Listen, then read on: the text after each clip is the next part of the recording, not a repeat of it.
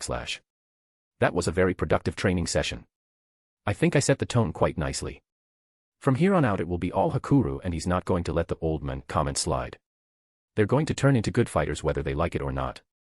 Not much to do other than wait for Sui to get back with any kind of information and then wait for the Charybdis attack and for Milim to get Rimuru his soul so he can evolve. Speaking of that, I could see Milim flying away.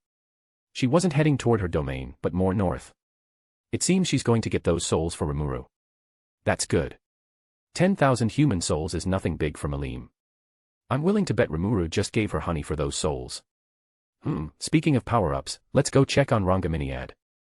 ////////////////////////////////// I was in the cave standing next to Reincarnated and it was just chugging up all the magicules. This was actually a problem since it was affecting the growth of the hippocute herbs. Which meant I would have to find another place for it to gain magicules. AKA, just go into Avalon and let it absorb all the magic there to get the power. I'll do it once Rimuru evolves. I wonder what I would evolve into. Lancer became the goddess after holding onto Reincarnated for so long, and as far as I can tell, I'm only a goddess based on faith right now. Not an actual goddess. There's also the fact that I'm a divine spirit and not a goddess. They should be the same, but I guess there is still a certain difference when it comes to it. I assume that once Reincarnated evolves, it will trigger some sort of evolution for me to become a goddess. Probably some dragon goddess or something, since it was both species. What would my skills evolve into then? Logically, if I followed it from a low to high thing, some of my skills would evolve into Excalibur, Avalon, and Reincarnated. King of Knights would evolve into Excalibur with some possible sacrifices and so on, but now what do they evolve into? Would my Element of the Red Dragon skill evolve into some kind of Albion skill or something? Would they just stay the same? Hold on a minute, that just brings up a lot more possibilities. If I recall, Albion is supposed to be as old as Earth itself and is supposed to be the strongest of the dragons or something like that. How would that translate here? Definitely qualifies as true dragon, but of what? I think Albion guarded the entrance to the reverse side of the world, so it would probably be something of that nature, but this all begs the question, would it evolve into some kind of Albion skill? Would I turn into a true dragon? Wouldn't that cause some conflict with evolving into a goddess? Or would it just be the skill itself? What kind of sub-skills would it even have? The closest reference is Melusine, but I very much doubt she represented what Albion could really do with his power. Let me remember. True dragons are supposed to be nature itself, a sort of representation of a concept, but I don't think Albion was a conceptual being, but he did represent being a guardian. A guardian to the boundary or something to the reverse side of the world. And if enough people believe in something like that, it will be given form. Maybe it is possible. I already have a dragon factor, and if I do get some kind of Albion skill, I might become something like a true dragon. But that all assumes most of my thinking so far is even kind of close or right. Can a Deus Ex machine or something please just happen to solve this whole thing? Maybe I'm going kind of crazy and putting way too much thought into this and possibly overanalyzing this whole thing. Makes sense when trying to understand some of the Fate lore and even more so when trying to apply it in some other universe. Sometimes it's easy and sometimes it's not. I think this is one of the hard ones. No point in thinking about it. It'll only make me more confused than a mosquito in a mannequin warehouse. Arttoria. Can you hear me? Hello. I got knocked out of my stupor when I saw Rimuru yelling at me and waving his hand in front of me. I looked around and saw I was still in the cave. I was sitting on a rock right next to Reincarnated. When did I get here? I thought to myself. Last I remember, I was walking in the cave and then I got lost in those thoughts. I was probably on autopilot mode and I subconsciously made my way here since that was my intended purpose. What is it, Rimuru? Finally. You're actually paying attention. Anyway, just wanted to tell you that Sui's back. Whatever mission you sent him on, he came back kind of quick. He's been saying something about some clowns and stuff. He didn't seem to get much information. That's okay. He's gotten more than enough. We just need his proof of them and that will be more than enough. Let me take care of the rest and then we can start taking the fight to a lot of people. We're going to have to send Sui and some of his spies into other nations eventually. Once again, they don't need to gather much, just little whispers here and there will be fine. I'll just blow them out of proportion and make little connections here and there to give us a right to do things. Rimuru was looking at me a bit weirdly for a second. What do you mean? That sounds kind of shady. And don't we need more evidence than just some whispers? Do you know how it would look for us if others saw our reasoning? If we just say things at face value then, yes, but if you speak with enough confidence, present your evidence in a certain way, and keep reinforcing it, then you can even get away with a lie to the point where it will become believable. That sounds like something a bad guy would do. We just had a conversation about this, Rimuru. Come on, it's about time we start going on an offensive. You told Milim about the souls, right? I saw her flying away from our town. Yeah, it was much easier than I thought it would be. I thought human souls were valuable or something, but she just said it would be no problem as long as I gave her some more honey. Called it. Chapter 50, Chapter. Well, it's time. Sui did what I told him to do and as expected he didn't get much. The only thing he got was their names. Footman and Tyr. That and they plan to revive Charybdis. Not much to go off of, but it's all we need. Rimuru was a bit scared about it, but it would be fine. He immediately wanted to try to get Milim, but then he remembered that she was off getting his souls for him, so that was out of the question.